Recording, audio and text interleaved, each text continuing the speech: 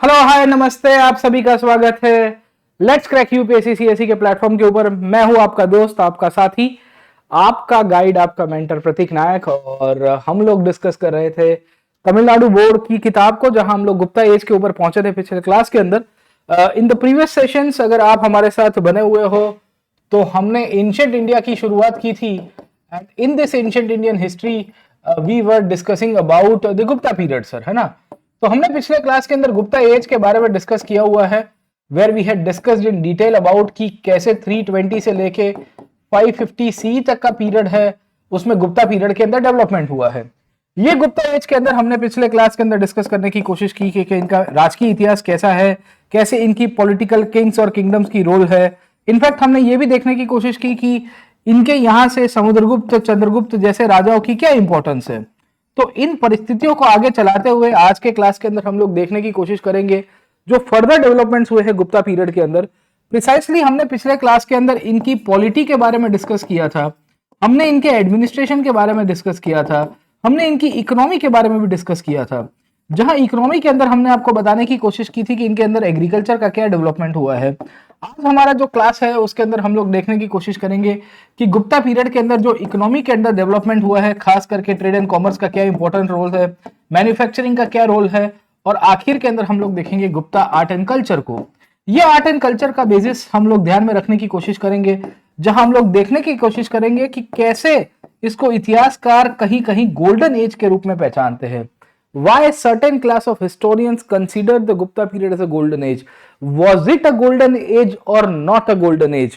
एक बहुत जटिल विषय, it's a very complicated subject to understand this part, क्योंकि कुछ इतिहासकारों का मानना है कि ये गोल्डन एज का प्रकार था, कुछ इतिहासकारों का मानना है कि ये गोल्डन एज नहीं था। गोल्डन एज था तो उसके पीछे क्या कारण था, गोल्डन एज नहीं था कि इसके पीछे क्या क्या कारण था।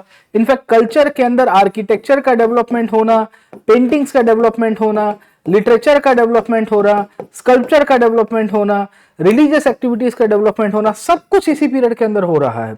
और इसी के कारण वी विल सी कि इसको गोल्डन एज के रूप में भी कंसीडर किया गया है।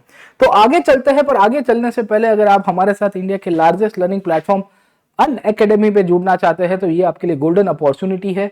अभी मैक्सिमम डिस्काउंट अवेलेबल है if you use this code PN live. मेरे नए बैचेस ऑलमोस्ट हर महीने, 1.5 महीने के अंदर हम लोग लॉन्च कर रहे होते हैं। अभी मेरा modern history we have just launched it, after that will be launching with a course on ancient and medieval. In fact आप मेरे ऑप्शनल क्लासेस के अंदर भी जुड़ सकते हैं। मैं आपको हिस्ट्री के लिए वन स्टॉप सॉल्यूशन दूंगा। मैं तो दूंगा, खैर मेरे साथ मेरे और भी साथी एजुकेटर्स है। और कोई क्वेरी है तो आप ये नंबर के ऊपर कॉल करिए, हमारी टीम आपको हेल्प करेगी।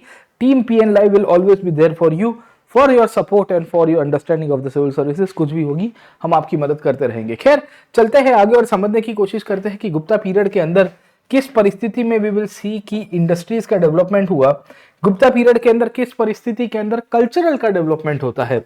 तो आज हमारा बेसिकली डिस्कशन ये है कि इसको गोल्डन एज क्यों कहते थे sir. Okay, why the Gupta period is called as golden age. तो इतिहासकारों का एक तथ्य आया, इतिहासकारों का एक वी कैन से कि ग्रुप निकल के आया, जिसका ये मानना था कि गुप्ता पीरियड के अंदर बहुत सारे कल्चरल डेवलपमेंट्स हुए। उनका ये भी मानना था कि गुप्ता पीरियड के अंदर स्तूप आर्किटेक्चर का डेवलपमेंट हुआ, स्टोन स्कल्पचर का डेवलपमेंट हुआ, संस्कृत लिटरेचर का डेवलपमेंट हुआ। भारतीय इतिहास के तहत अगर आप देखोगे तो रामायण महाभारत का जो कंपाइलेशन था वो इस पीरियड में हुआ, पुराणों का कंपाइलेशन इसी पीरियड के अंदर हो रहा है। वी विल फाइंड कि जैनिज्म और बुद्धिज्म का लिटरेचर भी बनता है, नालंदा जैसी यूनिवर्सिटीज का भी स्थापना हुआ। गुप्ता पीरियड के समय पे भौतिक विज्ञान के साथ साथ आप समझने की कोशिश करें फिजिक्स, मैथमेटिक्स, मेडिकल साइंसेस का भी डेवलपमेंट हुआ। तो ओवरऑल ऐसा एक देखने को कोशिश की जा रही है कि ये एक ऐसा पीरियड था जहां कल्चरल फ्लोरेसेंस थी, वहां बहुत सारी सांस्कृतिक वस्तुओं का विकास हो रहा था।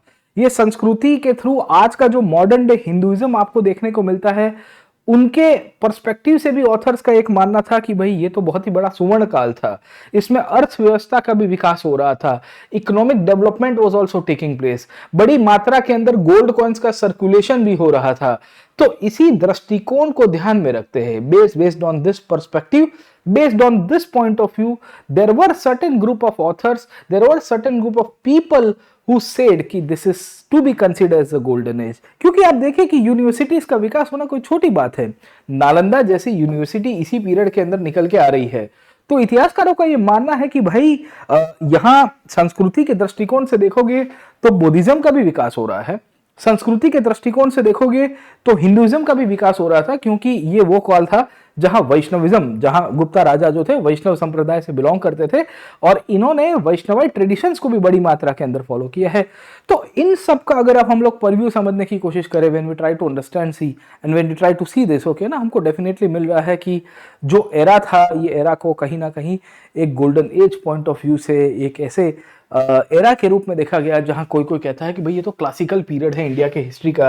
ये दौर एक ऐसा दौर था जिसने भारतीय इतिहास को एक नई दिशा दी थी और इनफैक्ट जो इंडियन नेशनल मूवमेंट चल के आया है, इंडियन नेशनल मूवमेंट का मतलब है कि भारत की आजादी का जो आंदोलन हुआ, ये आजादी के आंदोलन में भी एक वर्ग ऐसा था जो कंटिन्यूअसली ये गुप्ता पीरियड को या ये जो गुप्ता पीरियड के समय के जो डेवलपमेंट है उसको कहता है कि भाई ये मूलतः से एक सुवर्ण काल के समान था और हमें ऐसे ही भारत को एक नई दिशा दिखानी है ब्रिटिश से इंडिपेंडेंट करवाने के लिए। तो देखने की कोशिश करते हैं कि पहला पार्ट हम लोग देखेंगे कि क्यों इसको गोल्डन एज कहते हैं सर, ओके ना, समझे।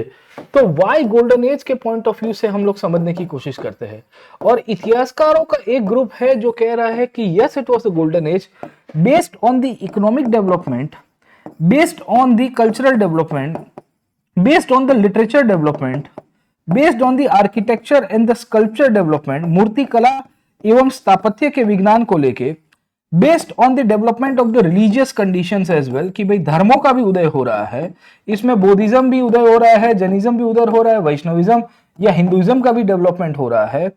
ये वो कार्यकाल था जहां वी विल सी कि साइंस का भी डेवलपमेंट हो रहा है, मैथमेटिक्स, एस्ट्रोलॉजी, और इन सब के बेसिस के ऊपर से इतिहासकारों का एक दर्शन, एक व्यू, एक दृष्टिकोण देखने को मिलता है जिनका ये मानना था कि ये गोल्डन एज का एक प्रकार है सर, ओके। तो पहली बात तो क्यों गोल्डन एज कहते हैं इसके पीछे का एक कहानी आपको मिलेगा ये सर, ठीक है। अब दूसरे की कहानी समझने की कोशिश करते हैं और देखते हैं कि क्यों इसको गोल्डन एज नहीं कहते हैं, why it was not called as golden age sir, okay. इसकी भी हम लोग बात करेंगे, पर पहले हम लोग देखते हैं कि क्यों इसको गोल्डन एज कहते हैं, इसके पीछे के कारण क्या क्या थे। तो गुप्ता पीरियड के अंदर वी विल सी कि इकोनॉमिक डेवलपमेंट जिस तरह से हुआ, तो उसमें एग्रीकल्चर के अंदर तो काफी लोगों ने कहा कि भाई लैंड ग्रांट्स दी गई, लैंड ग्रांट्स देने के कारण एग्रीकल्चर का एक्सपांशन हुआ, over a period of time खेती का विकास होता है। कुछ ऑथर्स का ये भी मानना है कि गुप्ता पीरियड के समय पे जो एग्रीकल्चर का एक्सपांशन हुआ उससे अल्टीमेटली फ्यूडलिज्म की भी प्रक्रिया शुरू हुई, क्योंकि किसानों का शोषण भी हो रहा था। तो खैर ओवरऑल हम लोग देखने की कोशिश करते हैं कि एक वर्ग ऐसा आया जिसने कहा कि भाई गुप्ता पीरियड के अंदर तो बहुत बड़ी मात्रा में इंडस्ट्रीज का डेवलपमेंट हुआ। ये इंडस्ट्रीज के पॉइंट ऑफ व्यू से गुप्ता पीरियड में मैन्युफैक्चरिंग बड़ी मात्रा में चलता है।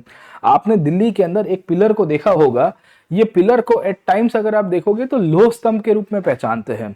लौह स्तंभ का मतलब ये था कि ये एक ऐसा आयरन पिलर है जो अभी तक रस्ट नहीं खाया हुआ है। तो आप इकोनॉमी के पॉइंट ऑफ व्यू से देखोगे, इंडस्ट्री के पॉइंट ऑफ व्यू से देखोगे, तो इस पीरियड में मेटलर्जी का डेवलपमेंट हुआ था। ये मेटलर्जी के बारे में वी विल सी कि बहुत सारे ऑथर्स उस पीरियड में लिखते हैं, जैसे अमर सिन्हा जो नवरत्न में से एक थे, जिन्होंने वी कैन से एक बुक लिखी थी प्रिसाइसली अमरकोश, ओके, जो ग्रामर की बुक थी पर उसमें उन्होंने मेटल्स के बारे में लिखा है। Varaha Mihira was one of the Navaratnas of Chandragupta two, उन्होंने बृहद संहिता लिखी थी, उसमें भी वो बताते हैं। कालिदास ने बहुत सारी किताबें लिखी है, उन्होंने मेटल्स और माइंस के बारे में लिखा है। तो गुप्ता पीरियड के अंदर बहुत सारे अलग अलग प्रकार के मेटल्स के डेवलपमेंट हुए, उसमें गोल्ड भी था, उसमें लीड भी था, उसमें ब्रॉन्ज भी था। Bronze is a mixture of tin and copper as well, उसमें आयरन भी हुआ करता था सर, ठीक है। और इस बेसिस के रूप में वी विल फाइंड कि ब्लैकस्मिथ मतलब जो लोहार का काम कर रहे थे, जो कारीगरी कर रहे थे, इनको खेती के बाद बहुत ही महत्व दिया गया। मतलब यह है कि ये मैन्युफैक्चरिंग इकोनॉमी है। आज की तारीख में भी आप इकोनॉमी के पॉइंट ऑफ व्यू से देखने की कोशिश करिए, जो प्रदेश इंडस्ट्रियलाइज्ड हुए हैं, जिनका औद्योगिकरण हुआ है, उनमें आयरन एंड स्टील इंडस्ट्री का बहुत बड़ा योगदान मिलता है सर, ओके। अमेरिका देख लीजिए, ब्रिटेन एक टाइम के ऊपर देख लोगे, जापान देख लोगे, जर्मनी को देख लोगे, इन सब कंट्रीज का जितना भी जब जब समय के अंदर इंडस्ट्रियलाइजेशन हुआ, ये इंडस्ट्रियलाइजेशन के अंदर आपको एक चीज बहुत ही प्रोमिनेंट देखने को मिलती है, वो है precisely with reference to the iron and steel. Gupta में भी आयरन एंड स्टील का डेवलपमेंट हो रहा है, अलग अलग प्रकार के वेपन्स बन रहे हैं, अलग अलग प्रकार के यूटेंसिल्स बन रहे हैं, प्लस एयर का यूज हो रहा है, खास करके खेती का भी एक्सपेंशन आपको मिलेगा। और इसी के कारण मेटलर्जी का सबसे पीक डेवलपमेंट था, जहां वी विल सी कि मेहरौली के अंदर एक आयरन पिलर मिला। ये याद रखिएगा, मेहरौली का आयरन पिलर दर्शाता है कि इस पीरियड के अंदर कितनी बड़ी मात्रा के अंदर आयरन एंड स्टील टेक्नोलॉजी का डेवलपमेंट हुआ था। क्योंकि ये पिलर की खासियत ये है कि ये जंग रोधक है, इसके ऊपर रस्टिंग नहीं होता है, और इसके ऊपर रस्टिंग ना होने के कारण इतिहासकारों का और एक्सपर्ट्स का ये मानना है कि भाई ये तो बहुत ही सुवर्ण काल था, कि भाई देखिए तो सही कि इतनी साइंटिफिकली एडवांस सिविलाइजेशन ये रही होगी सर, ठीक है ना, समझे। तो it lasted in the throughout the centuries without rusting sir, है ना, गेटिंग माय पॉइंट, ओके। तो ये दर्शाता है कि इनके पीरियड में क्या डेवलपमेंट हुआ होगा। गुप्ता पीरियड के अंदर कॉइन्स को लेके, बाकी सारे टेराकोटा को लेके जो भी कार्य हम देखने की कोशिश करेंगे, सब जगह के ऊपर एक आर्टिजन्स की स्किल्स आपको देखने को मिलती है। ये भी अगर आप समझने की कोशिश करोगे तो माइनिंग, मेटलर्जी इंडस्ट्रीज के पॉइंट ऑफ व्यू से बहुत ही प्रोमिनेंट आपको मिलता है। दूसरी, गुप्ता पीरियड के अंदर व्यापार करने वालों का भी काफी विकास हुआ। ये व्यापार के अंदर वी विल सी कि श्रेष्ठी और सार्थवह का दोनों का विकास होगा। अब आप पूछोगे कि ये श्रेष्ठी क्या है, तो पिछले क्लासेस के अंदर अगर आपने और भी एंशिएंट इंडिया के मेरे क्लासेस देखे होंगे तो उसमें मैंने आपको गिल्ड्स नाम के एक शब्द के बारे में बताया था, गिल्ड के बारे में बताया था। व्यापारियों का समूह होता था, जहां व्यापारियों का एक ग्रुप जहां विशेष प्रकार से व्यापार करता था, उनकी कमोडिटी फिक्स होती थी, उनके खुद के रूल्स एंड रेगुलेशंस होते थे, उनको श्रेणीज भी कहते थे। गुप्ता पीरियड में उनको श्रेष्ठी कहते हैं, एक ऐसे व्यापारी जो एक जगह के ऊपर सेटल है, जिनकी बहुत ही अपनी इंपॉर्टेंस थी। दूसरे से सार्थवाह, आप देखिए सारथी के रूप में वाहक हुआ करते थे, जो एक जगह से दूसरी जगह व्यापार करने को लेके सामान को एक्सचेंज करवाते थे, सामान को एक जगह से दूसरी जगह के ऊपर इनफैक्ट बेचने के लिए काम करते थे। ये सार्थवाह और साथों साथ अगर आप देखने की कोशिश करोगे श्रेष्ठी, ये दोनों का व्यापारी रूप में बहुत ही डेवलपमेंट होता है। और इस तरह से गुप्ता पीरियड के अंदर बड़ी मात्रा में gold, copper, we will also see sandalwood, आप देखिए लकड़ा कितना भारी है सर, ठीक है ना, आइवरी, हाथी दांत का व्यापार आपको देखने को मिलता है, गिल्ड्स का डेवलपमेंट हो रहा है। और इसी से ही समझ में आ रहा है कि गुप्ता पीरियड के अंदर इकोनॉमिक क्राइसिस डेवलपमेंट किस तरह से हुआ होगा। क्योंकि गिल्ड्स कब बनते हैं, guilds are the merchant organisations, artisans organisations. व्यापारियों का एक समूह अपनी वस्तु के ऊपर अपनी पकड़ बनाता है और कहता है कि ये वस्तु हम बेचेंगे, हमारे दाम के ऊपर बेचेंगे, हमारी जो टर्म्स एंड कंडीशन है उसके ऊपर बेचेंगे। ये दर्शाता है कि उनकी मैन्युफैक्चरिंग इतनी बड़ी मात्रा में है, जहां व्यापारियों ने एक पूरा मर्चेंट एसोसिएशन बना, जैसे आज की तारीख में फिक्की मिल जाता है या CII आपको मिल जाता है, कॉन्फेडरेशन ऑफ इंडियन इंडस्ट्रीज, वैसी आपको कहानी देखने को मिलेगी। ये गिल्ड्स के पास अपनी खुद की पावर भी हुआ करती थी, ये ऑटोनॉमस हुआ करते थे, इन्होंने अपने रूल्स एंड रेगुलेशंस बनाए थे, ये अपने कॉइन्स भी इशू कर रहे थे। कुछ कुछ जगह के ऊपर तो आपको वहां तक देखने को मिलता है कि गिल्ड के पास बहुत सारे ऑफिशियल्स थे और इनके खुद के कानून के हिसाब से ये चलते हैं सर, ठीक है।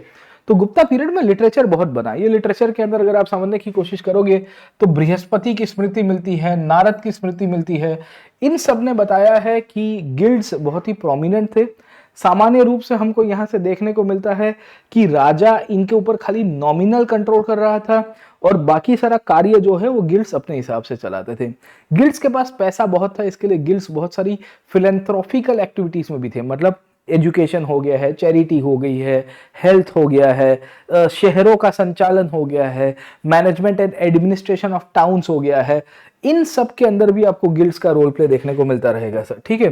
तो गिल्ड के जो मुखिया थे उनका भी अपना महत्व था सर, ओके। और ये लोग भी एडमिनिस्ट्रेशन में, व्यापार, इनफैक्ट ये सब के सब बैंकर्स के रूप में काम करते थे और ये लोग अपने इनफैक्ट है ना कॉइन्स भी इशू कराते थे। ये दर्शाता है कि इकोनॉमिक एडवांसमेंट गुप्ता पीरियड में कितना हो गया था कि व्यापारियों के समूह पूरी की पूरी व्यापार पद्धति को चला रहे हैं और वो डोमिनेट कर रहे हैं ट्रेड एंड कॉमर्स को सर, ठीक है। तो इन परिस्थितियों में गुप्ता की जब हम लोग इकोनॉमिक कंडीशंस देखते हैं, गुप्ता पीरियड की आर्थिक प्रगति को देखेंगे तो जरूर से कहेंगे कि भाई बहुत विकास हुआ। कॉइन्स का सर्कुलेशन बहुत हो रहा था, इसके लिए मनी लैंडिंग भी बहुत डोमिनेटिंग था सर, ठीक है। और इस कंडीशंस में वी विल फाइंड कि मनी लैंडिंग, जिसे हम लोग उसरी के रूप में पहचानते हैं, उसका भी विकास आपको गुप्ता पीरियड के अंदर मिलेगा। मनी लैंडिंग कब होता है? जब इकोनॉमिक सर्कुलेशन, बहुत सारा पैसा सर्कुलेशन में आएगा तब जाके होगा। अगर बार्टर सिस्टम होती तो मनी लैंडिंग आता ही नहीं। बार्टर सिस्टम से आप ऊपर आए, इकोनॉमिक प्रोग्रेस हुआ, सोसाइटी की नीड्स बढ़ती है, डिमांड बढ़ती है, तब जाके वी विल फाइंड कि अब सर्कुलेशन ऑफ मनी होता है। ये आर्थिक प्रगति दर्शाता है, इकोनॉमिक प्रोग्रेस के रूप में आपको दर्शाता है सर, ठीक है। तो ये भी कहानी आपको देखने को मिलती है कि पैसे का बोरोइंग और पैसे का सर्कुलेशन, बैंकिंग इंस्टीट्यूशंस भी गुप्ता पीरियड के अंदर निकल के आए थे। गुप्ता पीरियड में बहुत सारा फॉरेन ट्रेड भी मिलेगा सर, है ना, समझे। अब याद रखना कि this are the main important ports of the Gupta period, है ना। आपको यूपीएससी यहां से सवाल पूछेगा कि कहां कहां पे आपको गुप्ता पीरियड के पोर्ट्स मिलते हैं। तो we find the west coast में कल्याण, आज के मुंबई की तरफ आपको चावल मिलेगा। चावल भी आपको बॉम्बे के कोस्ट पे मिलता है, मलाबार, और आपको मैंगलोर के बाजू में। साथों साथ अगर आप देखोगे तो आपको 3 जगह देखने मिलती है, सलोपटना, नलोपटना और पंडोपटना सर, ठीक है ना। So we come to know about 3 places, Salopatna, Pandopatna and Nalopatna, and we will come to know कि ये तीनों के तीनों जगह है, ये भी सबसे प्रोमिनेंट प्लेसेस के रूप में आपको यहां से देखने को मिलेगी सर, ठीक है ना, समझे। तो फाहियान ने बताया है कि ताम्रलिप्ति बहुत ही इंपॉर्टेंट पोर्ट था गुप्ता डायनेस्टी के लिए, प्रिसाइसली बंगाल के दृष्टिकोण से अगर आप देखोगे, क्योंकि ताम्रलिप्ति बेसिकली व्यापार होता था बंगाल से, ये भी एक आपके लिए इंपॉर्टेंट पोर्ट हो जाता है। इनफैक्ट खासियत ये है कि गुप्ता पीरियड के अंदर बहुत बड़ी मात्रा में फॉरेन ट्रेड भी बढ़ता है सर, ठीक है। और जब फॉरेन ट्रेड बढ़ता है तो this also created the impact with reference to the Gupta period, and we will see कि चाइना से लेके आज के वेस्ट एशिया तक भी हमको ये देखने को मिलेगा कि व्यापार हो रहा था। फाहियान जो इसी पीरियड में चाइना से आया होता है, जिसने किताब लिखी थी फोक क्यों की, वो वहां तक बताने की कोशिश कर रहा है कि गुप्ता पीरियड के अंदर इंडिया चाइना के बीच में सी रूट्स का ऑलरेडी एस्टेब्लिशमेंट हो चुका है। भारत और चीन के बीच में अलग अलग वस्तुओं का व्यापार हो रहा था। ये व्यापार में टेक्सटाइल्स के साथों साथ अरोमेटिक्स, और इंडिया चाइना से उस पीरियड में सिल्क का इंपोर्ट करता था। ये सिल्क का इंपोर्ट हमने चाइना से करते हुए खुद ही सिल्क मैन्युफैक्चरिंग और silk rearing over a period हम सीखा, और हम अपने हिसाब से फिर इंडिपेंडेंट भी हो गए। गुप्ता पीरियड के अंदर over a period of time हमको देखने को मिलता है कि अलग अलग प्रकार के गोल्ड कॉइन्स, सिल्वर कॉइन्स और कॉपर के कॉइन्स के भी हमारे पास एविडेंसेस है। तो अगर आप समझने की कोशिश करिए तो गुप्ता पीरियड एक ऐसा पीरियड है जहां इकोनॉमिक एक्सपांशन आपको बहुत देखने को मिलता है। ये इकोनॉमिक एक्सपांशन के अंदर गिल्ड्स का डेवलपमेंट होना, ये इकोनॉमिक एक्सपांड के अंदर गिल्ड्स का डेवलपमेंट होना जो दर्शाता है कि इकोनॉमी का प्रोग्रेस होना, ये यहाँ पे कॉइन्स का डेवलपमेंट होना, और इसके साथ साथ फॉरेन ट्रेड आपका यहाँ पे बढ़ना। ये फॉरेन ट्रेड में भारत के वेस्ट कोस्ट और ईस्ट कोस्ट दोनों विस्तारों के अंदर बड़ी मात्रा के अंदर व्यापारिक प्रवृत्तियों को बढ़ाना, ये कुछ छोटी मोटी बात नहीं थी। और इसी के द्वारा हम ये कह सकते हैं कि गुप्ता पीरियड के अंदर बहुत बड़ी मात्रा में आर्थिक प्रगति हुई। ये आर्थिक प्रगति को भी वी कैन से कि इकोनॉमिक पॉइंट ऑफ व्यू से गोल्डन एज के दृष्टिकोण से जाना गया है सर, ओके। तो गोल्डन एज का फर्स्ट पार्ट आया, क्या पार्ट आया सर, ओके ना, समझे। पहला पार्ट आया कि क्यों इसको गोल्डन एज कहते हैं, उसके पीछे इकोनॉमी। अब इकोनॉमी के बाद सेकंड पार्ट के ऊपर चले जाते हैं और समझने की कोशिश करते हैं कि गुप्ता पीरियड को, या गुप्ता पीरियड की जो रीजन थे सर, खासियत अगर आप समझने की कोशिश करिए तो वो हमको देखने को मिलता है। वो इनफैक्ट हम देखेंगे कि वी विल सी दैट ये पीरियड के अंदर कल्चरल क्या डेवलपमेंट हुआ और कल्चर के अंदर आर्किटेक्चर का क्या डेवलपमेंट हुआ। अब देखिए कि गुप्ता किंग्स खुद तो वैष्णवाइट थे सर, है ना। गुप्ता डायनेस्टी के जो राजा थे वो वैष्णविज्म को फॉलो करते थे, but in spite of following Vaishnavism हमको ये देखने को मिलता है कि गुप्ता पीरियड के अंदर खास करके नगर स्टाइल ऑफ आर्किटेक्चर का काफी डेवलपमेंट हुआ था। द्रविड़ स्टाइल अभी आया नहीं था सर, याद रखिएगा।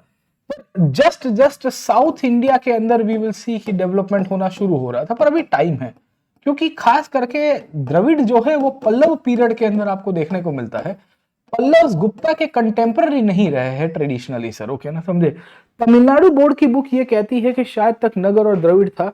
नगर आर्किटेक्चर आपको इस पीरियड के अंदर देखने को मिलता है। इनफैक्ट नगर आर्किटेक्चर आज की तारीख में आप जिसे टेम्पल के रूप में देखते हो वही नगर आर्किटेक्चर है सर, है ना। तो एक मंदिर है, मंदिर के नीचे आपको सीढ़ियां देखने को मिलेगी, ये सीढ़ियों से आप चढ़ोगे, आगे आपको एक प्लेटफॉर्म मिलता है सर, ठीक है ना, समझे। ये प्लेटफॉर्म के ऊपर आपको एक वी कैन से कि असेंबली हॉल मिलेगा सर, ओके ना, समझे। तो इस प्रकार का आपको आर्किटेक्चर मिलेगा सर, है ना। नगर टेम्पल्स की आपको खासियत आपको मिलती है, जहां पे आपको ध्वजा मिलती है, ये शिखर है, ये गर्भगृह है सर, ठीक है ना, टेम्पल का। आगे आपको मंडप देखने को मिलेगा, ये मंडप के अंदर आपको पिलर्स मिलेंगे, और नीचे से आपको यहाँ से सीढ़ी चढ़ के मंदिर की तरफ जाना होता है सर, ठीक है। ये जो नगर आर्किटेक्चर है, ये नगर आर्किटेक्चर वी विल सी कि गुप्ता पीरियड की सबसे प्रोमिनेंस खासियत थी। बहुत सारे टेम्पल्स आपको यहाँ से मिल जाते हैं। गुप्ता पीरियड के अंदर केव आर्किटेक्चर का भी डेवलपमेंट हुआ। खास करके गुप्ता के सामंत हुआ करते थे वाकटकास, और वाकटकास ने आर्किटेक्चर की जब हम लोग बात करेंगे तो डेवलपमेंट करवाया अजंता की केव्स का। गुप्ता डायनेस्टी खुद भी बाग के एक जगह है, बाग करके एक जगह है, वहां पे भी आर्किटेक्चर का डेवलपमेंट करवाती है। तो वी विल सी कि अजंता इलोरा में थोड़ा लेटर पीरियड आपको देखने को मिलता है, क्योंकि राष्ट्रकूट उसको ज्यादा फाउंड कराएंगे। और दूसरा बाग सर, है ना, समझे। ये बाग के अंदर भी गुप्ता पीरियड के अंदर ही रॉक कट आर्किटेक्चर का डेवलपमेंट हुआ, और ये भी दर्शाता है कि इसकी खासियत क्या थी सर, ठीक है। तो अजंता केव्स की खासियत ये है कि ये बुद्धिस्ट केव्स थी। कौन सी केव्स थी? दे वर बुद्धिस्ट केव्स सर, ठीक है ना, समझे। So under the Buddhism this caves were made. ये केव्स मूलतः से अगर आप देखोगे तो सतवाहन डायनेस्टी से शुरू होते हुए अलग अलग इनफैक्ट गुप्तास वाकटकास तक आते आते and over a period of time we will also see कि इसको चालुक्यस के द्वारा भी बनवाया गया था सर, ओके। तो अजंता के लिए कहा जाता है कि 2nd सेंचुरी बीसी से लेके करीबन 7th सेंचुरी सीई तक ये गुफाएं बनती है। कितनी? 2री शताब्दी से लेके 7वीं शताब्दी तक गुफाएं बनती है। तो it took almost 900 years for the development. Gupta period में इसमें कुछ गुफाएं बनी थी। There were 29 caves that were built in Ajanta. Ajanta में कितनी गुफाएं बनती है? 29 बनती है केव्स के रूप में। रॉक कट आर्किटेक्चर, पत्थर को काट के बना हुआ स्थापत्य, शैलाकृत कहते हैं, शिला को काट के बना हुआ स्थापत्य, बहुत ही प्रोमिनेंट प्रकार का आपको मिलता है सर, ठीक है। तो गुप्ता की खासियत में आपको बहुत सारी चीजें मिलेगी सर, है ना, समझे। इसमें नगर स्टाइल ऑफ टेम्पल्स मिलते हैं। इनफैक्ट गुप्ता की खासियत में यह है कि initially Nagar style of temples नहीं बने थे। पहले फ्लैट रूफ टेम्पल बनते थे, सीधे वाले। ओवर पीरियड ऑफ टाइम उसके ऊपर छोटे बड़े शिखर बनने शुरू हो गए sir, okay. And we will see कि उसके ऊपर थोड़ा बहुत द्रविड़ इन्फ्लुएंस आता है। ओवर पीरियड ऑफ टाइम तीसरे प्रकार के टेम्पल्स बने, जिसके शिखर के रूप में पहचानते हैं। इसी को ही नगर स्टाइल कहते हैं। फिर रेक्टेंगुलर टेम्पल बने और सर्कुलर भी बने। गुप्ता में ये नगर स्टाइल बहुत प्रोमिनेंट हुए, क्योंकि इसी को ही गुप्ता स्टाइल या नगर स्टाइल ऑफ आर्किटेक्चर कहते हैं, जो आज के मंदिरों के अंदर भी मिलते हैं। कुछ ऐसे वाले मैंने आपको बताया कि यहाँ से सीढ़ी चढ़ो, ये असेंबली हॉल है, ये हॉल के अंदर आप बैठो, उसके बाद यहाँ गर्भगृह मिलता है, गर्भगृह के अंदर भगवान जी की मूर्ति होती है, ऊपर शिखर मिलता है, ये भी एक छोटा शिखर है जो मंडप के ऊपर ये असेंबली हॉल के अंदर मिलेगा सर, ठीक है ना, समझे। तो गुप्ता की खासियत ये है कि इनके समय के दौरान टेम्पल्स का काफी डेवलपमेंट हुआ। ये टेम्पल्स भारत के अलग अलग विस्तारों में मिलते हैं, खास करके उत्तर भारत के अंदर ज्यादा मिलेंगे। We will find the temples were found in the north of the country sir, ठीक है ना, समझे। And precisely we will come to know about this part where Bhitargaon करके एक जगह है, आपको देवगढ़ करके एक जगह देखने को मिलेगी, आपको भूमरा करके एक जगह देखने को मिलेगी। ये सब वो जगह है जो मध्य प्रदेश यूपी के बीच में बुंदेलखंड वाले रीजन में आपको बहुत ही प्रोमिनेंटली मिलती है। तो वहां पे गुप्ता का काफी डेवलपमेंट होता है। दूसरा, स्तूप स्कल्पचर का भी डेवलपमेंट होगा। अब स्तूप की कहानी क्या है? अब देखिए कि गुप्ता डायनेस्टी खुद तो वैष्णविज्म फॉलो करती थी, वैष्णव टेम्पल्स को ही इन्होंने डेवलप करवाया है, पर इनके पीरियड में आर्किटेक्चर की बात करेंगे तो बुद्धिस्ट आर्किटेक्चर काफी डेवलप होगा। तो खास करके रत्नागिरी करके एक जगह आपको देखने को मिलती है, और वी विल सी कि सारनाथ करके एक जगह है सर, ठीक है। ये सारनाथ के अंदर भी वी विल सी कि गुप्ता डायनेस्टी के दौरान में स्तूप बनते हैं। दूसरे, आज के पाकिस्तान में सिंध में मीरपुर करके एक जगह है, वहां पे भी हमारे पास स्तूप के एविडेंसेस है। तो आप देखिए कि आर्किटेक्चर में टेम्पल्स बने, स्तूप भी बनते हैं। फिर गुप्ता पीरियड के अंदर हमको देखने को मिलता है स्कल्पचर बने, मतलब मूर्ति कला का विकास हुआ। खास करके बुद्धा की मूर्ति आपको बहुत ही फेमस मिलती है सारनाथ में। सारनाथ बुद्धा है सर, ठीक है। इनफैक्ट ये Sarnath Buddha Sarnath school of architecture को दर्शाते हैं। आपने पिछले क्लास के अंदर गांधार आर्किटेक्चर के बारे में पढ़ा था, और मथुरा आर्किटेक्चर के अंदर हमने आपको पढ़ाया था। गांधार और मथुरा शैली जो स्थापत्य की है, ये गांधार और मथुरा शैली के साथ जब इन दोनों का मिक्सचर हुआ पोस्ट मौर्यन पीरियड के बाद, तो वहां से सारनाथ आर्किटेक्चर की शुरुआत हुई। ये सारनाथ आर्किटेक्चर भी गुप्ता डायनेस्टी के समय पे ही बनता है। गुप्ता में बुद्धिज्म का भी डेवलपमेंट हुआ और गुप्ता के अंदर वैष्णविज्म का भी डेवलपमेंट हुआ। विष्णु जी की मूर्तियां मिलती हैं। तो एक जगह है Udayagiri, Udayagiri is a cave in Madhya Pradesh only sir, है ना। उदयगिरी उड़ीसा में भी है पर ये उदयगिरी मध्य प्रदेश में है। उदयगिरी नाम की जो जगह है मध्य प्रदेश के अंदर, वहां पे हमको केव्स मिली है। ये केव्स में विष्णु जी वराह के अवतार में है। विष्णु 10 अवतार के रूप में एक वराह अवतार भी है, उनका पार्ट आपको यहां से देखने को मिलेगा, बहुत ही प्रोमिनेंट है। इनका भी हमको जानकारी होना चाहिए। दूसरा, गुप्ता पीरियड में आपको कॉपर और ब्रॉन्ज, मैंने आपको बताया मेटलर्जी का बहुत डेवलपमेंट हुआ, और मेटलर्जी का डेवलपमेंट हुआ तो खास करके ब्रॉन्ज के अंदर एक टेक्निक यूज की गई जिसे हम लोग कहते हैं लॉस्ट वैक्स टेक्निक। ये लॉस्ट वैक्स टेक्निक अगर आपको याद होगी तो हड़प्पन्स द्वारा यूज की गई थी, जहां हड़प्पन्स ने मोम को पिघला के मेटल की मूर्तियां बनाने की शुरुआत की थी। ये जो लॉस्ट वैक्स टेक्निक है ये हड़प्पा के द्वारा यूज की गई थी। गुप्ताज में भी आपको लॉस्ट वैक्स टेक्निक की मूर्तियां मिल जाती है, खास करके कॉपर की इमेज मिलती है नालंदा में, और एक बहुत बड़ी बुद्धा की मूर्ति मिली है सुल्तानगंज में। अब आपको ये सब जगह पता होनी चाहिए कि कहां कहां गुप्ता पीरियड के कल्चरल डेवलपमेंट्स हुए हैं, क्योंकि यूपीएससी पीटी में पूछेगा, आपको पूछेगा कि सुल्तानगंज में बुद्धा की कौन सी मूर्ति आई हुई है, या सुल्तानगंज किसके लिए फेमस है। अलग अलग अलग प्रकार के फैक्चुअल क्वेश्चंस आ सकते हैं। इनफैक्ट ये वरा अवतार एट उदयगिरी, इसको तो ऑलरेडी यूपीएससी ने प्रीवियस ईयर्स के अंदर क्वेश्चन में पूछ दिया है। जहां तक मुझे याद है 2015 के प्रीलिम्स के अंदर ये सवाल आया था कि वरा अवतार की मूर्ति कहां पे है, मैच द फॉलोइंग के अंदर यूपीएससी के द्वारा पूछा गया था। तो कहने की बात आपको ये मिलेगी कि गुप्ता पीरियड के अंदर काफी बड़ा कल्चरल डेवलपमेंट है with respect to the temples, with respect to the architecture sir, है ना, समझे। तो आर्किटेक्चर के अंदर अगर आप समझने की कोशिश करिए तो हमें देखने को मिलता है कि टेम्पल्स भी बने इनके समय पे, हमें ये देखने को मिलता है कि स्तूप भी बने इनके पीरियड में, हमें ये देखने को मिलता है कि केव्स भी बनते हैं, और स्कल्पचर आर्ट का भी डेवलपमेंट हुआ मूर्ति कला का सर, है ना, समझे। तो एक से अधिक प्रकार, और ये स्कल्पचर आर्ट भी स्टोन में भी बनते हैं और वी कैन से मेटल में भी पड़ते हैं। इनके आर्किटेक्चर को बहुत ही कल्चरली हम देखेंगे तो प्लूरल कल्चर के रूप में हम लोग इसको कहेंगे, बहुत ही टॉलरेंस वाला कल्चर हम लोग इसको कह सकते हैं, क्योंकि राजा खुद वैष्णविज्म फॉलो करते थे। गुप्ता राजा विष्णु जी के उपासक थे, पर इन्होंने ये नहीं किया और ये नहीं कहा कि भाई हम भले वैष्णविज्म फॉलो करते हैं, हम बाकी सारे संप्रदाय को उतना ही मान सम्मान देते हैं सर। ओके, ये अजंता की गुफाएं जो बनती थी, ये अजंता की गुफाओं में पेंटिंग्स भी बनते हैं गुप्ता पीरियड में। ये फेमस पेंटिंग है केव नंबर 16 में, अजंता में ही सर, है ना। अजंता में टोटल 29 केव्स है, मैंने आपको बताया। उसमें 16 नंबर की गुफा में बुद्धा अपनी वाइफ और अपने संतान राहुल के सामने खड़े हैं सर। ओके, यशोधरा के सामने बुद्ध को भगवान दर्शाने की कोशिश की गई है, उनके आजू बाजू में एक हालो दर्शाया गया है सर। ओके, आप देखिए कितने सटल कलर का उपयोग है।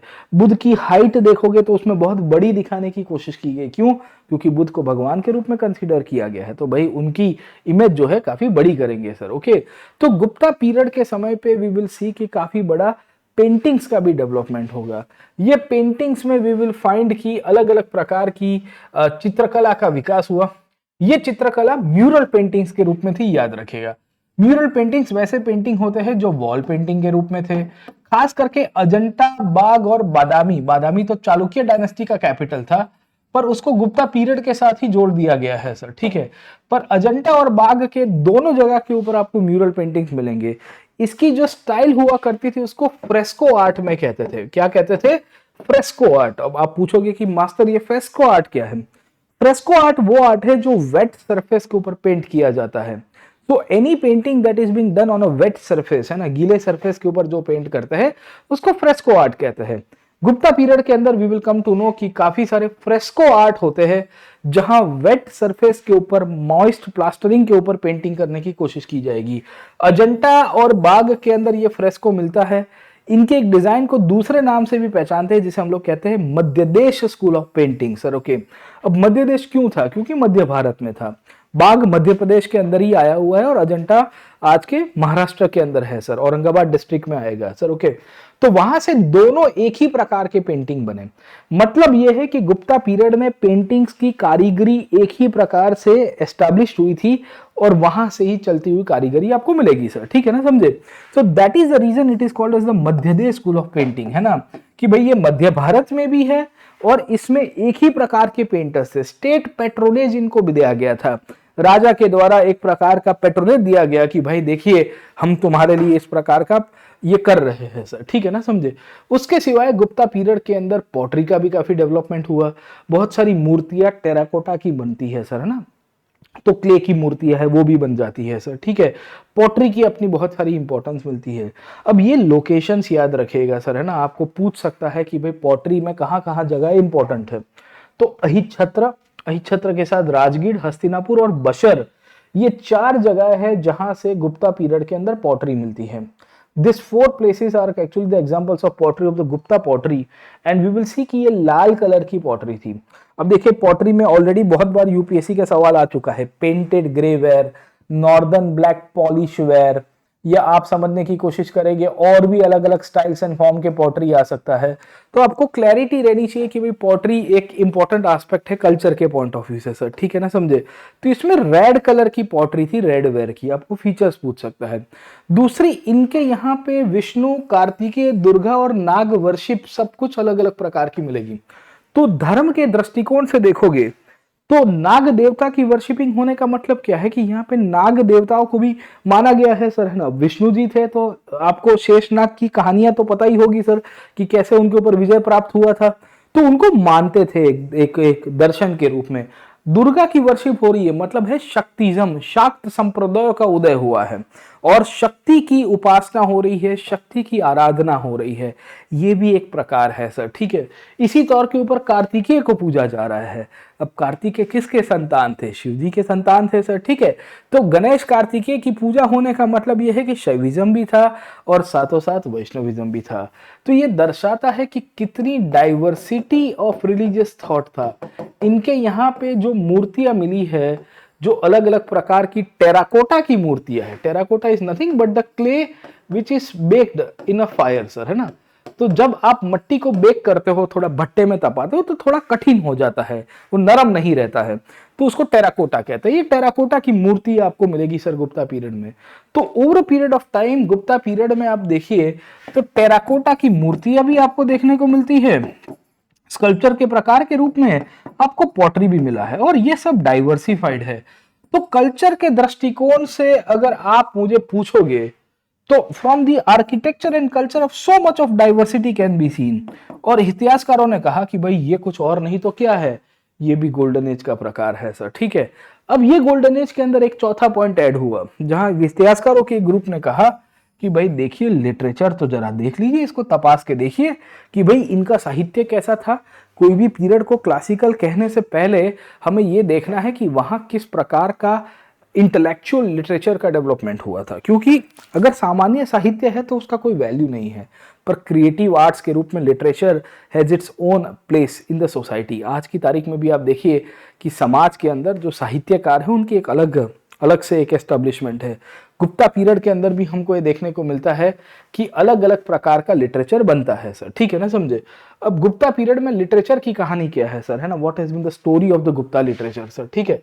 तो जब हम लोग लिटरेचर की बात करेंगे and we will try to understand the story of the Gupta period in the literature, तो हमको दो देखने को मिलता है। गुप्ता पीरियड के अंदर रिलीजियस लिटरेचर का भी डेवलपमेंट हुआ, गुप्ता पीरियड के अंदर सेक्युलर लिटरेचर का भी हुआ। सेक्युलर का मतलब है कि जो कहानियां हैं, स्टोरीज है वो सर, ओके। इनके अंदर संस्कृत लिटरेचर का भी डेवलपमेंट होता है, और गुप्ता पीरियड ही था जहां हमको देखने को मिलता है कि प्राकृत लिटरेचर का भी डेवलपमेंट हुआ सर, ठीक है ना, समझे। So Gupta period is a period where we will come to know about the Sanskrit and the Prakrit, will also come to know about the religious and secular. This religious literature includes the religion of Hinduism. This will also include the Buddhism. This will also include the religion of Jainism as well, sir. ठीक है. Secular literature will include the domestic authors like Kalidas, Varamihir, or we can say Amar Sinha, or we can say the foreign author as well, sir, है ना. Where people like Fahiyan will be coming towards India and they will be contributing to the literature of the Guptas, okay ना। तो आप देखिए कि कितना सारा साहित्य का विकास होता है इनके पीरियड में सर, ठीक है ना, समझे। तो गुप्ता पीरियड में संस्कृत लैंग्वेज सबसे ऑफिशियल थी, पहली चीज तो आपको ये पता होनी चाहिए, मैंने आपको बताया सर, ठीक है ना, समझे। ये वो पीरियड था जब स्मृति साहित्य सबसे पीक पे लिखा गया। अब स्मृति क्या है, तो अगर आपको याद होगा कि वैदिक लिटरेचर 2 पार्ट में डिवाइडेड है। पहले को कहते हैं श्रुति लिटरेचर, है ना, जहां से वेदों के साथ साथ ब्राह्मणीय के साथ साथ अरण्यक और उपनिषद का विकास हुआ।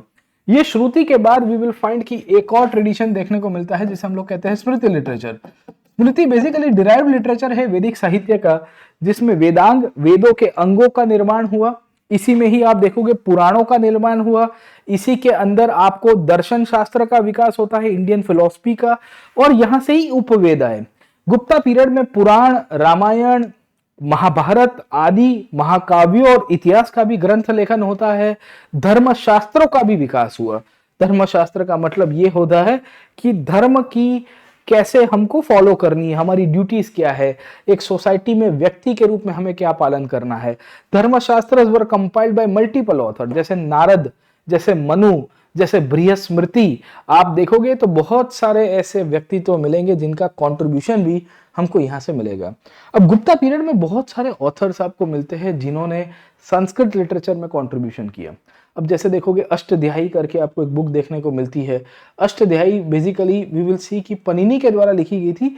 ये पोस्ट मॉडर्न पीरियड से गुप्ता पीरियड के बीच में थी सर, ठीक है ना, getting my point, okay. Yeah we will find, नहीं, अष्टध्यायी तो आपको देखने को मिलती है somewhere in the period of the 6th century BC, but then it was recompiled, है ना। Ashtadhyayi originally 6th century BC में लिखी गई थी, है ना, मतलब ये बुद्धिज्म के पीरियड में थी। बट हमको ये देखने को मिलता है कि ग्रामर का डेवलपमेंट हुआ। ये ग्रामर में पनिनी के द्वारा वी विल सी कि जो बुक लिखी गई थी उसको फॉलो किया गया इन the form of Mahabhashya. Mahabhashya basically Patanjali के द्वारा लिखी गई थी। पतंजलि वी विल सी के 2nd सेंचुरी बीसी में हुआ करते थे। He was a contemporary of Pushyamitra Shunga sir, है ना, getting my point. But in दोनों के द्वारा जो लिटरेचर बना, इसी के ऊपर से एक तीसरी बुक लिखी गई जिसे हम लोग कहते हैं अमरकोश, है ना। Amarkosh was actually belonging to the Gupta period, है ना। एक बार सवाल आ चुका है कि Panini was contemporary of so and Patanjali was contemporary of so and so personalities, okay. तो याद रखेगा कि Amarkosh has been a combination of Ashtadhyayi and Mahabhashya. Both of them were Sanskrit book, one of them was the earliest one.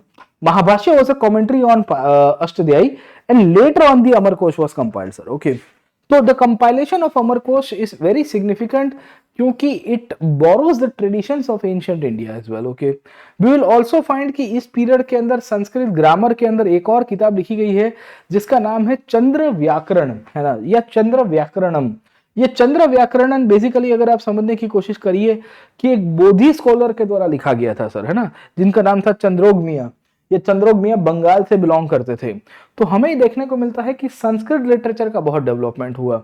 Ashtadhyayi और महाभाष्य दोनों compile हो चुकी है, उसी को रीइंटरप्रेट, उसी को ही मॉडिफाई, उसी के ऊपर कमेंट्री और नए सिरे से अमर सिन्हा के द्वारा अमरकोश लिखा गया। अमर सिन्हा बाय द वे नवरत्न हुआ करते थे, किसके? चंद्रगुप्त टू के। तो ऑथर्स में लिटरेचर के अंदर ये कहा गया कि भाई देखो, ये तो ग्रामर का सबसे गोल्डन पीरियड था और संस्कृत ग्रामर का कितना विकास हुआ। तो संस्कृत ग्रामर के विकास होने के कारण भी इतिहासकारों के एक समूह ने कहा कि भाई ये तो गोल्डन एज है सर, ठीक है। ये वो कार्यकाल था जहां पुराणों का कंपाइलेशन हुआ। विष्णु पुराण, गरुड़ पुराण, परशुराम पुराण, शिव पुराण, मार्कंडेय पुराण, कितने सारे हैं, भागवत पुराण सब, ठीक है। ये सबके सब पुराणों की अगर हम लोग देखेंगे तो पॉलिटिकल हिस्ट्री भी इसके अंदर से क्लियर हुई, कल्चरल हिस्ट्री भी समझ में आई, और वेदों के ज्ञान को कॉमन मैन को समझ में आए। इस दृष्टिकोण से पुराणों को कहानियों के रूप में रीइंटरप्रेट किया गया। The Puranic literature is the compilation of the Vedic knowledge in the form of the stories, so that a common man can understand कि what is the underlying idea behind a पुराण। इसके थ्रू आपको ये देखने को मिलता है सर, ठीक है। तो ओरिजिनली वी विल सी कि बार्ड्स मतलब साहित्यकार नहीं थे, पर गायकों के द्वारा, कवियों के द्वारा बनाया गया, तो उसको संस्कृत लिटरेचर में ढाला गया है सर। और वहां से राजाओं के इतिहास के बारे में भी हमको देखने को मिलता है सर, ओके। तो इस बेसिस के रूप में भारतीय इतिहास को रीइंटरप्रेट किया गया। महाभारत और रामायण जैसी जो रचनाएं हैं वो इसी पीरियड के अंदर आपको देखने को मिलती है। करीबन 18 पुराण जिसे महापुराण कहते हैं, उनका निर्माण भी इसी पीरियड में हुआ। इसमें भागवत पुराण है, मत्स्य पुराण है, अग्नि पुराण है, भविष्य पुराण है, मार्केंड पुराण है, शिव पुराण है, स्कंद पुराण है, विष्णु पुराण है, ब्रह्म पुराण है, पद्मा पुराण है सर, ठीक है ना, समझे। तो इतने सारे पुराणों का इंटरप्रिटेशन हो, उसको लिखा गया, और उसके थ्रू वी विल फाइंड कि संस्कृत और हिंदू लिटरेचर का एकदम क्लाइमैक्स पीरियड आया। अब सवाल ये था कि लिटरेचर में हिंदुइज्म का तो डेवलपमेंट हुआ sir, okay. Will also find कि बुद्धिज्म का लिटरेचर का भी डेवलपमेंट हुआ। इस पीरियड में बुद्धिस्ट ऑथर्स भी आपको देखने को मिलते हैं। अब इनिशियली बुद्धिज्म में पाली लिटरेचर चलता था, गुप्ता पीरियड तक आते आते संस्कृत लिटरेचर भी बुद्धिज्म में आया। बुद्ध ने जो जो एजुकेशन दिया था, या जो टीचिंग्स दी थी, या बुद्धा की टीचिंग्स का जो कंपाइलेशन था, कौन सी भाषा में हुआ था? वो पाली में हुआ था। But by this period of Gupta we will come to know कि अब इसके अंदर हमको देखने को मिल रहा है that is also the Sanskrit literature as well. अब दोनों का नाम याद रखिएगा सर, ठीक है ना, समझे? तो वी विल फाइंड कि एक है असंग, है ना, और एक है आर्यदेव। ये दोनों के दोनों गुप्ता पीरियड के बुद्धिस्ट ऑथर्स हुआ करते थे। 2021 का, या मुझे याद नहीं है, 2022 का शायद तक आप देखोगे तो प्रीवियस ईयर्स के पेपर के अंदर इनका नाम है सर। और पूछा था कि which of the following are Jain author और which of the following are Buddhist author. UPSC had already explicitly quoted them sir, ठीक है ना, गेटिंग पॉइंट? ओके।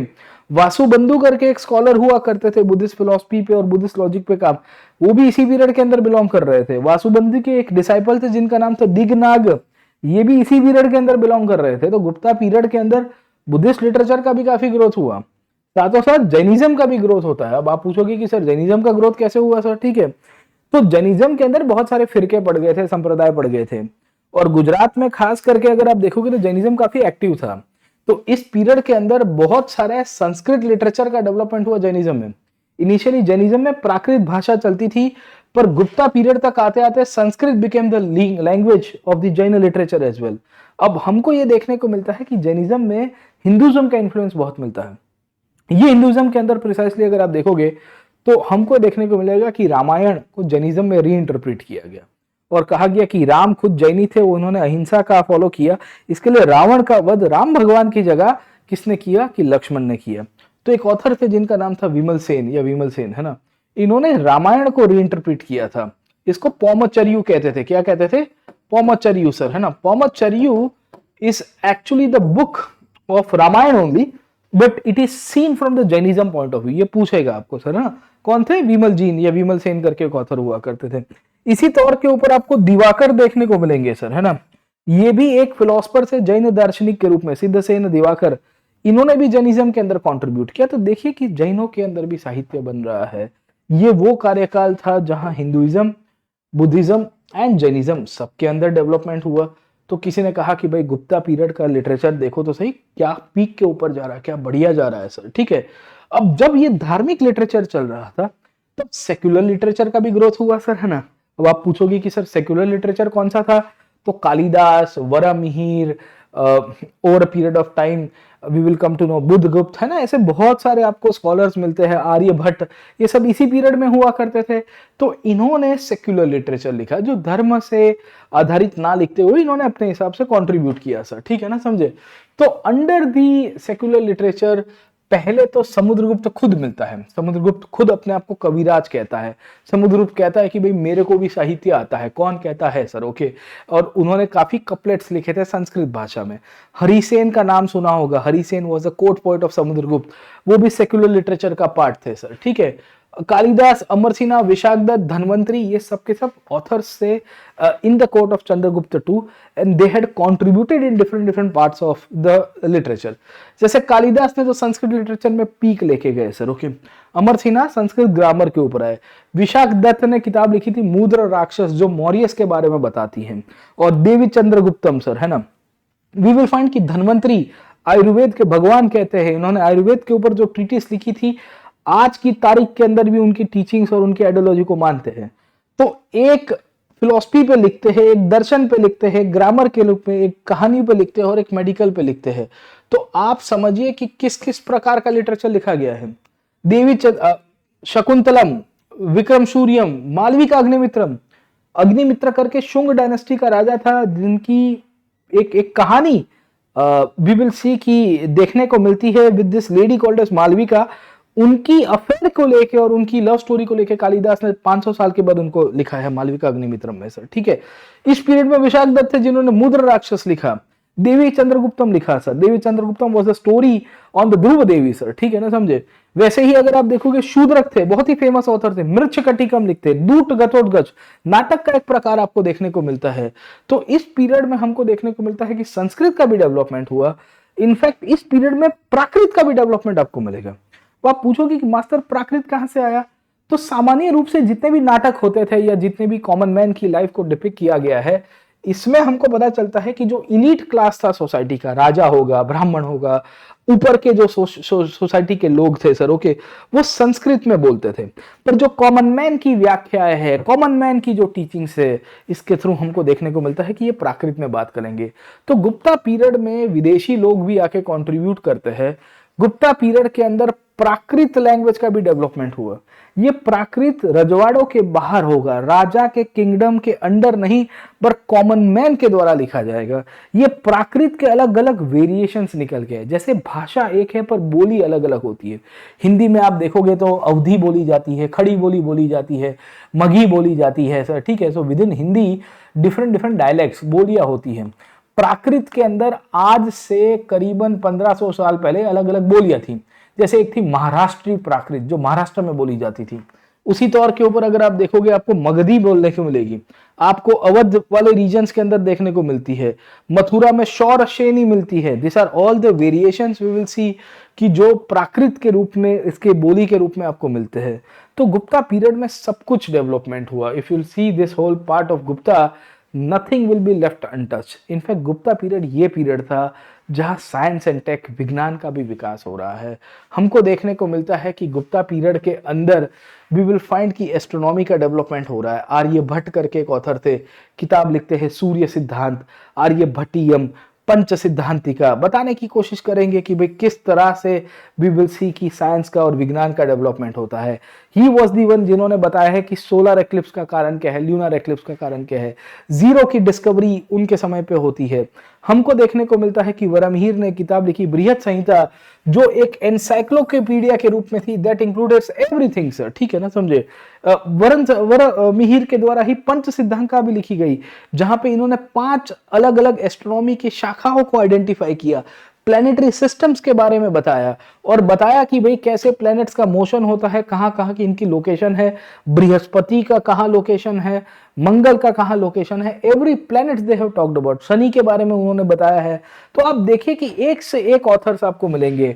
ब्रह्मगुप्त करके एक ऑथर थे जिन्होंने साइक्लिकल क्वाड्रिलेटरल के बारे में बताया। तो आप देखो तो सही कि कहां से ये लोग बात कर रहे हैं। कोई कह रहा है कि साइज ऑफ द अर्थ कितना है, कोई कह रहा है कि एरिया कैसे निकालना है, कोई कह रहा है कि भाई अर्थ अपनी ही एक्सिस के ऊपर गोल घूमता है अलोंग विद द रिवॉल्यूशन। हमको उस पीरियड में पता था कि रोटेशन रिवॉल्यूशन का कंसेप्ट क्या है।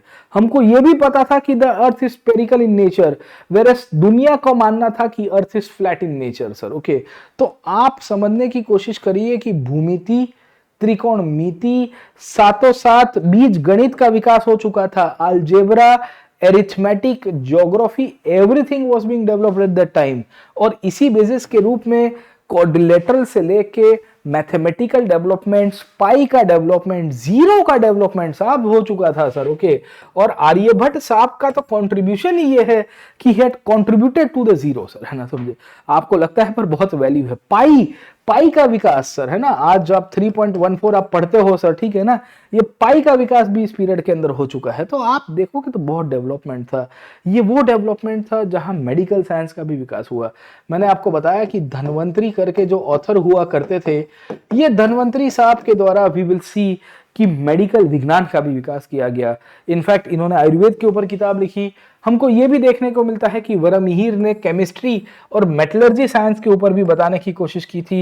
एक किताब थी जिसका नाम था नवनीतकम, जो मेडिकल वर्क्स के ऊपर और दवाइयां कैसे बनाना है उसकी जानकारी देता है। इनफैक्ट ये पीरियड के अंदर आपको वेटरनरी साइंस का भी डेवलपमेंट हुआ। वेटनरी का मतलब है कि जानवरों के विज्ञान को लेके, कि कैसे जानवरों को ट्रीट किया जा सकता है, किस तरह से करते हैं। तो एक बुक है जिसका नाम है हस्त आयुर्वेदा सर, ठीक है। So the name of the book is Hasta Ayurveda. Hasta Ayurveda was actually compiled by Palakapya, Maharshi Palakapya के द्वारा लिखा गया था।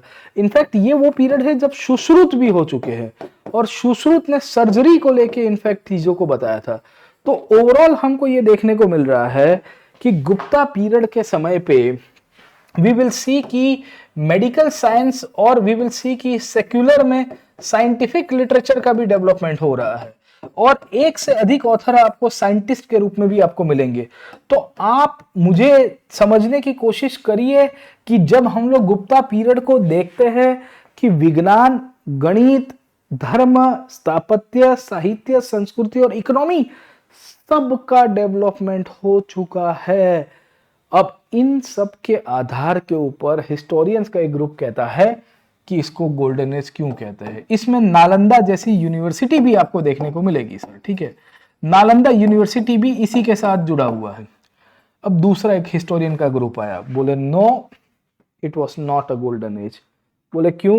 बोले आप इनकी राजकीय परिस्थिति देखिए, इनकी सामाजिक परिस्थिति देखिए, इनकी इकोनॉमी परिस्थिति देखिए, इनके ऊपर विदेशी आक्रमण हो रहे थे, तो आप कैसे कहोगे कि गोल्डन एज था।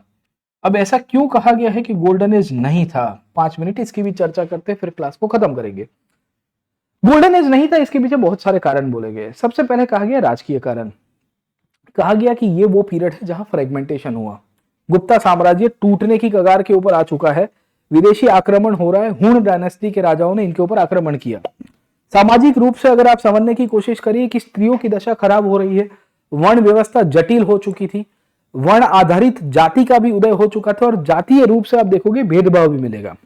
चंडाल करके एक वर्ग के बारे में फाहियान ने मेंशन किया अपनी किताब में फोक्योकी में, जहां फाहियान बता रहा है कि चंडालों की हालत क्या थी, उनको आउटकास्ट के रूप में कंसीडर किया गया है। स्त्रियों के बारे में देखेंगे तो स्त्रियों की दशा यहाँ पे खराब है, क्योंकि सती के एविडेंसेस हमको मिल जाते हैं। तो गुप्ता का जब पतन हुआ तो सती के एविडेंसेस भी मिले। आर्थिक रूप में देखोगे तो व्यापार धीरे धीरे डिक्लाइन में जा रहा है, कॉइन्स की कमी हो रही है।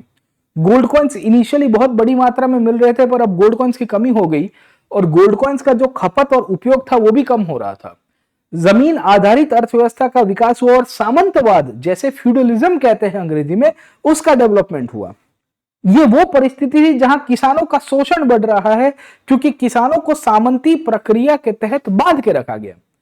इन सब आधार के ऊपर जब हम लोग ओवरऑल एनालिसिस करते हैं, तो इतिहासकारों का एक समूह कहता है कि भाई ये गोल्डन एज और क्लासिकल पीरियड शायद धर्म या विज्ञान या साहित्य आधारित होगा, पर राजकीय परिस्थिति, सामाजिक परिस्थिति और आर्थिक परिस्थिति में जिस प्रकार का फ्यूडलिज्म का दौर देखने को मिलता है, ये फ्यूडलिज्म के दौर के दृष्टिकोण से इसको गोल्डन एज नहीं मानते हैं। प्रोफेसर आर एस शर्मा और भी और ऑथर्स है जो ये कहते हैं कि ये तो सामंतवाद की शुरुआत थी, भारत में कॉमन मैन, जो सामान्य जनमानस है, उसका शोषण हो रहा है, किसानों की परिस्थिति डाउन जा रही है, इसको क्यों गोल्डन एज के रूप में कंसिडर करेंगे। ये पूरा का पूरा आधार, ये पूरा का पूरा जो बेसिस है, इसी के ऊपर से इसको गोल्डन एज नहीं कहते हैं, और यहां से ही गुप्ता एज को हम लोग खत्म भी करते हैं। होपफुली आपको गुप्ता पीरियड के बारे में आज का एनालिसिस कैसा लगा मुझे कमेंट्स के अंदर बताइएगा। इसके ऊपर बहुत गहन चर्चा कर सकते हैं।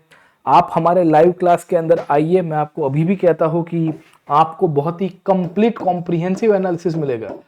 This will include the PYQs and the solution of the questions and answers for the prelims and the mains examination. ये कोड है हमारा PN लाइव। डिस्क्रिप्शन बॉक्स में आपको हमारी लिंक भी मिल जाएगी। आप कुछ नहीं, मेरे स्पेशल क्लासेस को ज्वाइन करिए। You get the feel of how we teach in our live class. आप देखिए कि हम हमारे लाइव क्लास में कैसे पढ़ाते हैं, क्या पढ़ाते हैं, उसके बाद अपना मन बनाइए। बट मैं आपको जरूर से कहूंगा कि जल्दी से मन बनाइएगा, तैयारी की तैयारी मत करिएगा। अगर आपको सेल्फ स्टडी करना है तो सेल्फ स्टडी करिए। अगर आप कहीं कोई प्लेटफॉर्म पे थ्रू, किसी के थ्रू, मेंटरिंग के थ्रू जुड़ना चाहते हो, तो मैं कहूंगा कि हमसे और हमारी टीम आपको थ्रू आउट ये पूरी प्रक्रिया में हेल्प करती रहेगी। They will always help you in achieving your goal, your dream as well. तो मोस्ट वेलकम है इंडिया के लार्जेस्ट लर्निंग प्लेटफॉर्म के ऊपर, अनअकैडमी प्लस के ऊपर। बाकी यूट्यूब के ऊपर तो ये सीरीज को कंटिन्यू रखेंगे। नेक्स्ट क्लास के अंदर जब मैं आपको मिलूंगा, तो मैं आपको कहानी शुरू करूंगा the period from 550 to 750, and 550 से लेके 750 तक का पीरियड, और 750 से लेके 1000 तक का पीरियड। इसी पीरियड को हम लोग कहते हैं पोस्ट गुप्ता पीरियड। और पोस्ट गुप्ता पीरियड के बाद जो अर्ली मिडिवल एरा है उसकी शुरुआत करेंगे। तो मोस्ट प्रॉब्ली 2-3 क्लासेस के बाद will be trying to conclude the post Gupta and early medieval era of this country, and precisely ये तमिलनाडु बोर्ड का जो एंशिएंट हिस्ट्री का जो पार्ट है उसको कंक्लूड करेंगे सर। ठीक है, तो like, share and subscribe to this channel. मैं आपको नेक्स्ट क्लास के अंदर मिलता हूं। आप एक बार अगले चैप्टर्स को पढ़ के आना, हर्षवर्धन को पढ़ के आना, हर्ष के साथ साथ चालुक्यस को पढ़ के आना, चालुक्यस के साथ साथ पल्लवस को पढ़ के आना, और उसके साथ साथ वी विल सी कि 750 टू 1000 जो फ्यूडलिज्म की ओरिजिन हो रही है उसके ऊपर भी चर्चा करेंगे कि क्या फ्यूडलिज्म था कि नहीं था, तो कैसा था, बहुत ही विस्तृतपन से चर्चा करेंगे। अगले क्लास में मिलते हैं, तब तक PN live, Pratik Nayak live आपसे विदाई लेता है। Thank you very much, thank you very much for your appreciation and for all the motivation as well. I will make sure कि आपकी ये जो यूपीएससी की जर्नी है उसके अंदर मैं एक छोटा सा एक कंट्रीब्यूशन दूं। Let's crack it. जय हिंद।